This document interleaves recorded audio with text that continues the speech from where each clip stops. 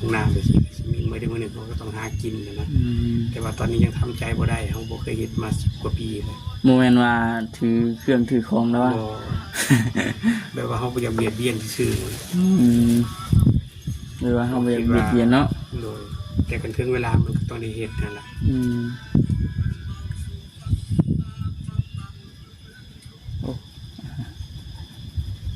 แต่ว่ามันก็คือว่าอะไรเนาะเพื่อความอยู่รอดนะพี่น้องเอ้ยเคยว่ากับทางแม่อาจเป็นอยู่มาจบ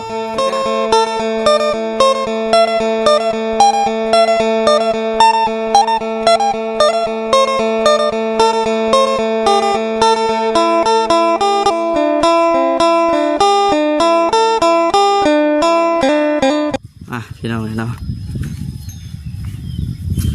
หลายมื้อหลายวันเลยบ่ได้เข้ามาหาทางไออาจแล้วโอ้หมากอีหยังอันนี้พี่น้อง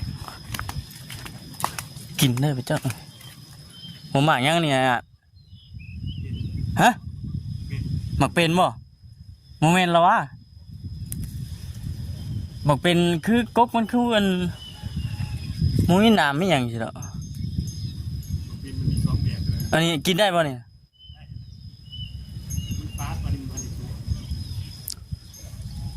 หมักเป็นเนาะเพราะว่าเห็นอยู่แถวนี่หมักชุกมันก็มีอยู่นะก็เห็นอยู่แถวบ้านน่ะคือมีหนามมีหยังนี่นะมันสีดำ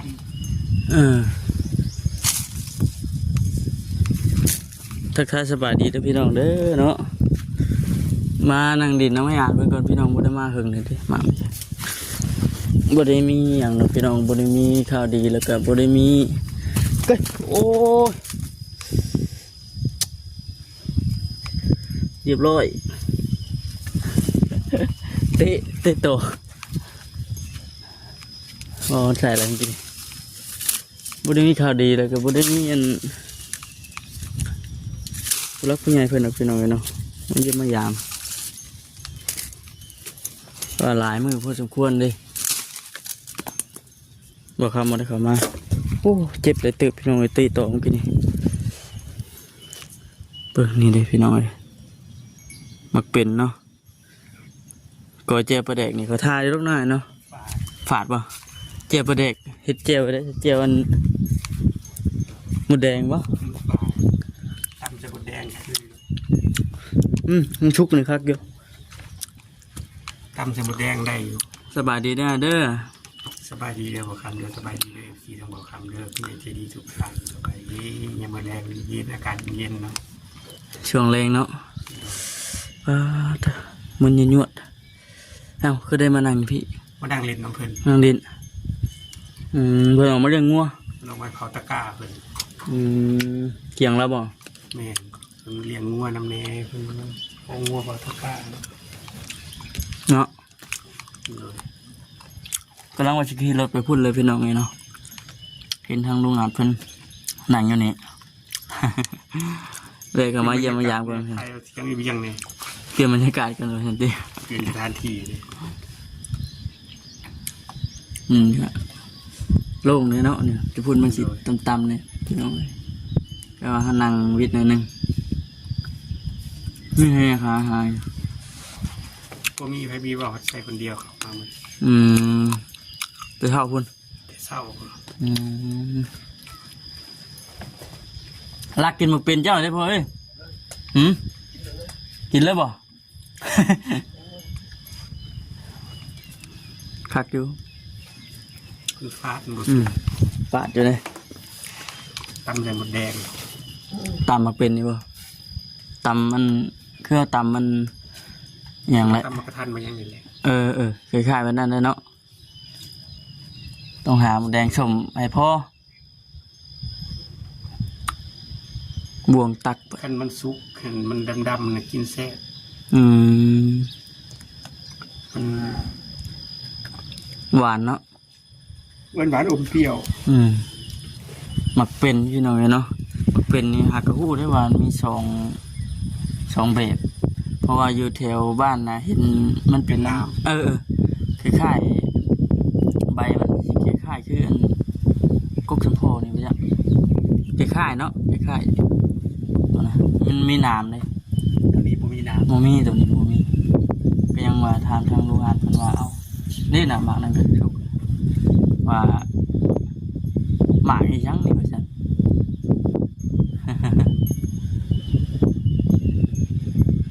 ำหากินยากได้มาเป็น เริ่มเลยหมักเป็นหมักอย่างในดงนะหมักแฟนหมักแพนบ่หมักแพนเนาะเคยกินอยู่แล้ววะ เคยกินอยู่แต่ลืมเลยว่ามันเป็นหมากแบบใด ลืมแต่ว่ารสชาตินี่จำได้บ่ จำบ่ได้คือกันหมากแฟน หมักแพนนี่หายากคือกันหมักแพนนี่ชมเหมาะสำหรับกับเจลปลาแดกนะชมในเพิ่นนี่เค็ดเขียวเด้กินเฮิงกินบางปีก็บ่ได้กินดอกเป็นอะไรคือหานอนว่างๆอยู่ฮะพักผ่อนบ่เพียงพอบ่ มันอ่อนเพลียใหญ่บอก800มื้อ เฮิบบ่า ใหญ่บอกเลยใหญ่ขึ้นไปมองคันแทนา อยู่หันมันลุกบ่มันเสนาอืม เสียดายมันยันเพิ่นยันมันเปื่อย เบิดข้างในแล้วบ่ เปิดแล้วใหญ่ที่มื้อเช้า อืมยังแต่เช้านั่นเนาะเวลาฝนตกมามันก็คือว่าหั่นแหละเนาะน้ามันอังน้ามันท่วมอยู่ด้านนั้น กบ4-5ตัวมื้อเช้านี้ ได้อยู่บ่ ลูกค้าบ่ได้เอาให้เขาเอา เออมันเข้าไปสนมันเข้าไปดีกันเนาะเป็นหลีเป็นเหิบนะ ทั้งกบทั้งเขียดงูพ่อลูกค้าบ่ดีอย่างจักอย่างตัวใหญ่ แต่ว่าว่าขออนุญาตนำให้บ่ได้กินบ่ กินอยู่ อยู่ แต่ว่าบ่จับเพิ่น เห็นว่าเฮาแบบว่า บ่ถึงเวลาแต่ก็สิได้เบียดเบียนอยู่ดอกสาธุได้เบียดเบียนอยู่แล้วนะเฮาอยู่ตรงไหนตรงหน้าไปสิมีมื้อใดมื้อหนึ่งเราก็ต้องหากินนะ แต่ว่าตอนนี้ยังทำใจบ่ได้เฮาบ่เคยเฮ็ดมา10กว่าปีเลย โมเมนต์ว่าถือเครื่องถือของแล้วว่า บ่แบบว่าเฮาบ่อยากเบียดเบียนซื่อ เลยว่าเฮาบ่อยากเบียดเบียนเนาะ ๆโดยแต่กันถึงเวลามันก็ต้องได้เฮ็ดนั่นล่ะ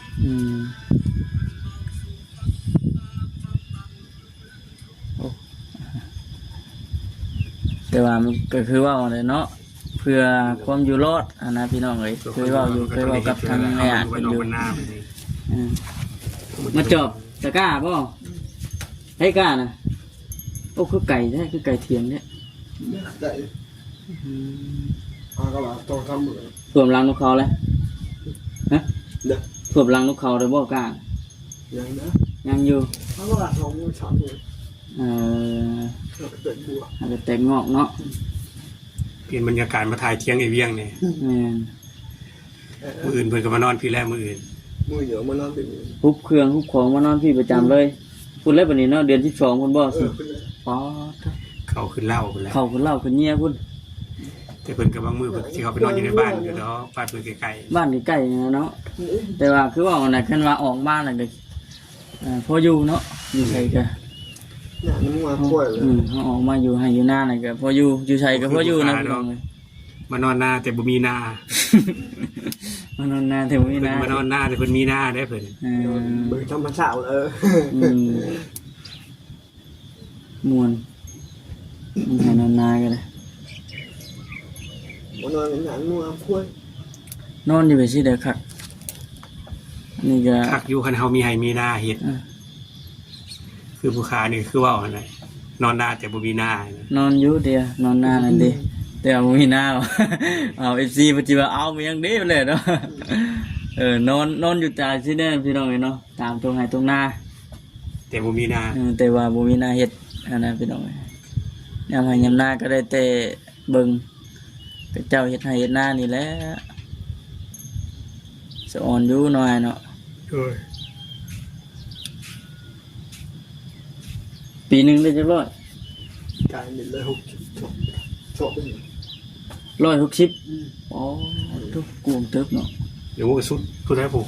กกเสียบ แม่นบ่อนที่ว่าเพิ่นเอามาปานขนาดมัน พวกเชือกอันนี้เชือกอันนี้ให้พวกเชือกกันนะเฮาอยู่หน้าบ้านผู้ขาย บ่อนเขาจอดรถจักรเท่านั้นเนาะ แม่นเป็นไร เสียบเป็นพุทธเสียบ ลงไปผมกุ๊ก เพราะอันเพิ่นออกมาปั้นขนาดมันลูกหลานเพิ่น อืม หลานน้องเคยน้องสาว อืม หน้าเพิ่นกว้างเพิ่นก็ได้เข้าแล้วเพิ่นใส่ปุ๋ย หน้าสาวต่อ ครับบ่มีกุ๊กใหม่แล้วก็บ่มีโตมีหยังน้ำให้น้ำนานี่เพียงเอาเลาะอยู่เด้อพี่น้อง มีโอ้เป็นโอ้ความโอ้ละหึ่งลูก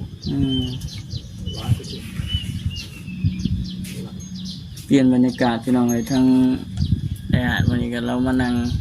มันดังดินน้ำเลี้ยง นั่งเย็นอยู่นี่มาแต่เหิงเติบบ่ เดิน มาตั้งแต่ดนเติบแล้ว เดี๋ยวชั่วโมง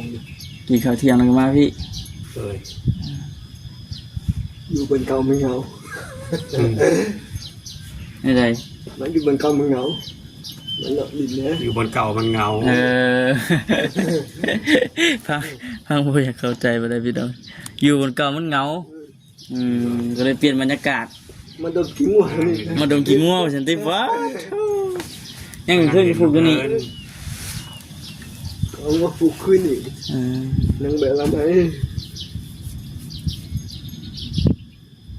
พอได้มีหมู่ป่าวัวแน่นอนเนาะ เลย อยู่เดียวมันเหงา ผู้เดียวเหงาเลยนั่งโอลมกันอยู่นี่สอดพื้นพอสู่กันพัง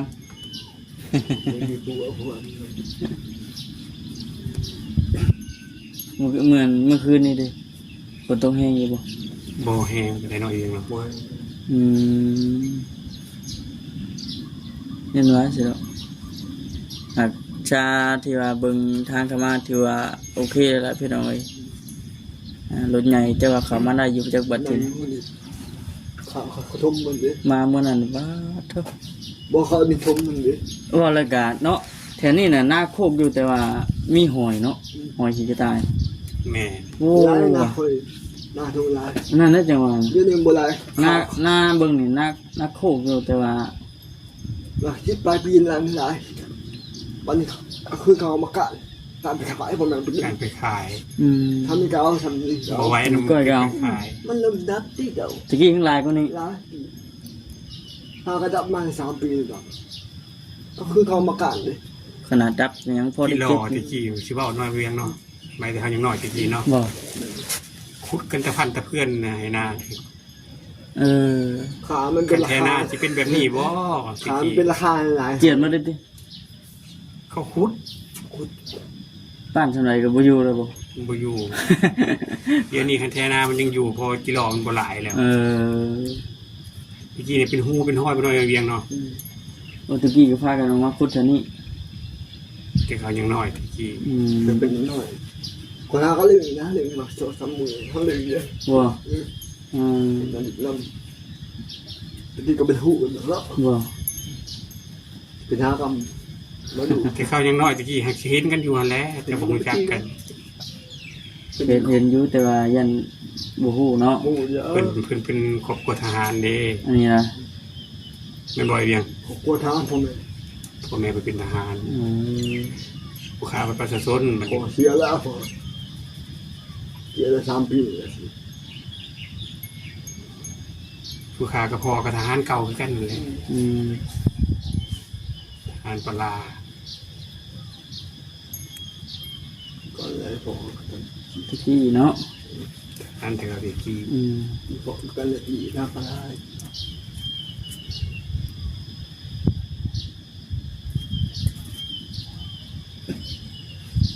ยืนอยู่ทางคนว่าเนาะ ก็พออยู่นู่นทุกคน ดมขี้งัวไปนำน้อยเวียงเนาะ ห้องตรวจได้ดิ ห้องตรวจได้ป่ะจ๊ะ ใครแน่มันบุบเบียบเลยวันนี้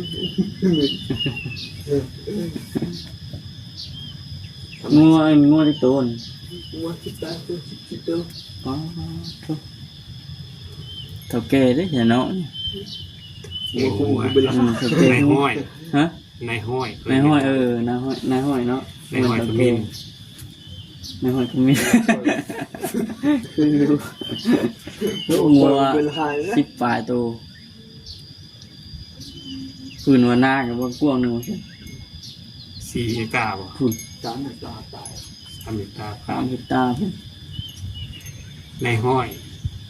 นายห้อยขมิ้น เสียที่ดินนี่ คักนะเนาะ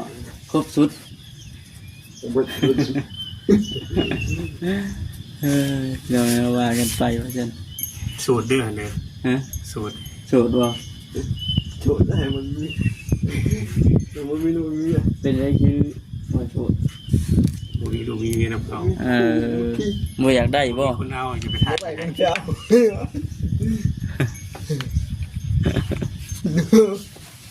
เหนื่อยเช้า เนาะแล้วพอดีมานั่งดินอยู่เนี่ยพี่น้องเว้ยเนาะ บ่อยากเข้าคลองเลย บ่อยากเข้ากล้อง บ่ เอาบ่เป็นหยังจ้ะเนาะ หนาวบ่หล่อบ่เขา บ่คำมาเพิ่นบอกว่าเขาไปใหญ่งัวกันเด้ ก็ อ จังว่าย่างไปพุ่นเนาะเป็นไร แต่ก็เข้าได้แล้วเข้าได้ย่างเวียนไปหั่นเลยเข้าจะอยู่ใกล้ พุ่นแล้วย่างมาเพิ่นดิเอาพี่น้องเอ้ยเนาะนั่งร่วมกันนี่เด้อพี่น้อง เด้อซีเด้อเพิ่นบ่อยากเข้ากล้องเด้อเรื่องเพิ่นบ่อยากเข้ากล้องเด้อขอผ่าน เห็นดังอยู่นะ เสียงดังบ่อายุคันดังน้อยหั่นเนาะ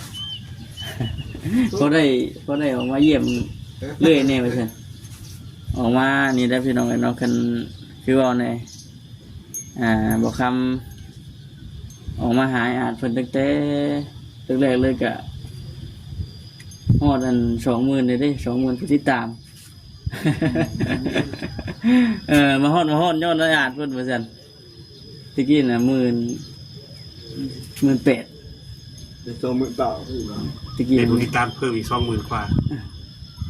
2,000 กว่าคน เพิ่มฮอด 28,000 ปลายคนนี่แหละ ได้ผู้ติดตามเพิ่ม นั่นเลยจังหวะนะ ก็เลยพาทางซี 2,000 คนบ่ได้เนาะ เวียนเข้ามาเยี่ยมมายามโอ้ร่วมกันนี่แหละพี่น้องกันเนาะ เบานิวเด้ผ่านแล้วเพราะว่า เขาบ่ได้ เป็นยังไง ต้องบ่ได้บัด ปัจจุบันนี้นะ อืมให้จะเล่าแก้ให้ก็แก้บ่ได้บัด เอ้า ได้ยินเบาฟัดใส่เบา ส่องหลอกบ่เห็นมา 3-4 มื้อเลย เป็นใส่ดังเนาะ เรียนเฮ็ดกดนั่นแหละ เรือเป็นน้ำจีมิวโอเคว่าจีมิวต้องแก้ไขได้แหละเนาะ กระสุดนำกันลาว ก็ชุดแต่น้ำจานลาเพิ่นนั่นแหละเพิ่นว่าจังใดก็คือว่าแหละแก้ไขยังบ่ได้เลยคือว่านะเห็นว่ามันพลาดมาเลยก็ได้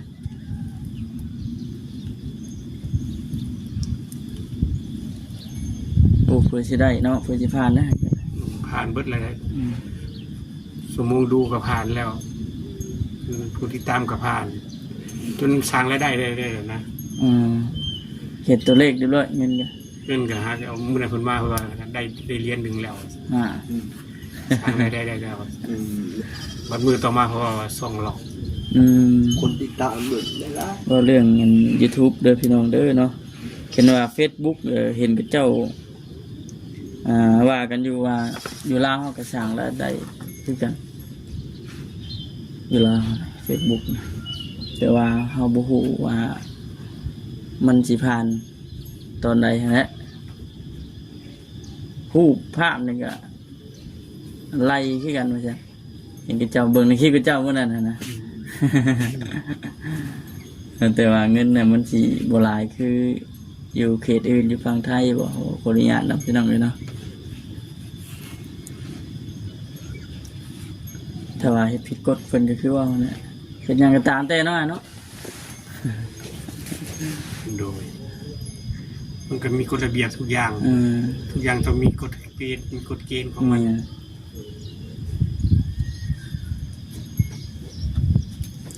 โอ้ปลูกเทียงใหม่แล้วพุ่นกันเนาะ เที่ยงใหม่แล้ว กายเที่ยงไว้จุดวันที่เจ้าหาเนี่ยที่จอจุดแล้วก็จะจุดมีอะไรจะจุดคือนักเรียนเป็นเต็มที่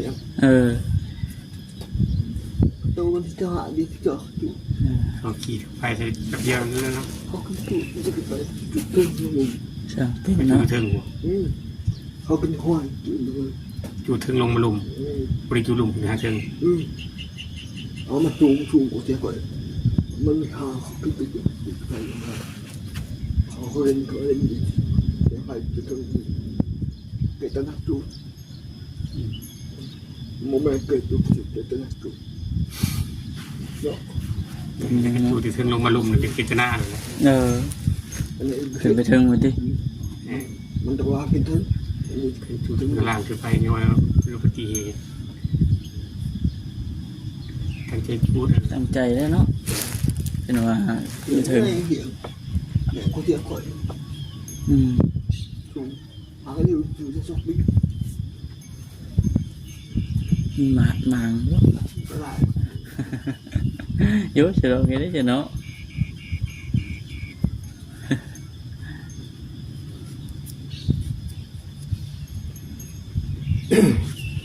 เริ่มคำเลยได้เนาะเริ่มแดดอ่อนเลยพี่น้องเป็นยังไงมากโอ้ยหากองมาเตะเฮือนเลยหากองมาเตะบ้านตั้งใจมาดีเลยตั้งใจมานี่ออกมาเตะเฮือนแล้วก็เอาไว้ยันพาพี่น้องคนไปเยี่ยมไปยามกันเมื่อวานนี่ก็ไม่ได้ไปทางใดเมื่อวานนี่เห็ดตะก้าวางก้ามีกระตอกกันข้อหมูนี่ตะปูพุ่งใช่ใครแต่มันมาถึงตาเลือดพี่เยอะไหลแล้วโอ้ยเลยฉันตะปูโคตรเดย์เอามาแปลงมันเหมือนตะปูใหม่แล้วเอามาแปลงแต่มันตอกบุเข้าตอกไม่แดงแค่มันนะ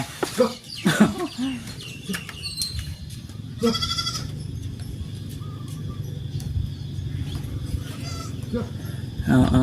น้องพี่น้องเนาะคือสีประมาณนี้ได้ใช่สำหรับที่นี่ก็จะจบคลิปก่อนอารมณ์กันถือว่าหึงพอสมควรแสดงว่าเมื่อนี้มีแต่สองคนเบาพัดไส้กับเบาข้ามนี้เนาะเข้ามาเนาะทีมงานน่ะเพิ่นไปทางเหนืออีกเด้อบ่ปกติก็ทั้งอาญาเพิ่นเนาะครับมาเยี่ยมมายามทั้งทีมงานนี่อายเพิ่นนั่นแหละพี่น้องเอ้ย